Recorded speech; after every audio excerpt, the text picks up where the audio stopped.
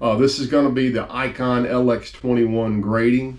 And I really enjoyed having this boat and really getting to spend a lot of time in the boat. I wish I could have done this with every boat I've reviewed versus just getting to spend a day, which is still most time, way more time than almost anybody else gets to spend in a bass boat. I mean, look, I still feel pretty confident that there's nobody else in the bass fishing industry that has spent an entire day in 25 different 20-foot bass boats, driving them, fishing out of them, not just going out and driving them, but spending a day in them. And that's what I've been fortunate enough to do through this process. So this is the third boat in our 25, which is looking at 26 model boats.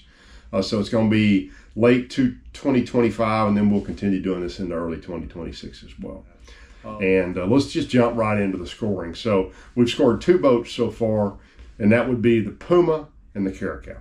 So as we've talked about in the past, you can see the scoring there. There's no sense in me grinding my way through it. Let's just jump right to the scoring. So we'll start out with fishability. And matter of fact, let me pull up one other slide so I can compare and contrast. And I'll show y'all. This is the slide I'm going to pull up and look at as we go through this, so you can kind of see what I'm looking at, because as I did this, I have continued not to score anybody perfect. I think the highest score anybody got was the Bullet 21 SDC, got a 19 on performance. I don't think, in looking at my scoring, nobody got higher than an 18 on anything else. The Lynx got an 18 on performance.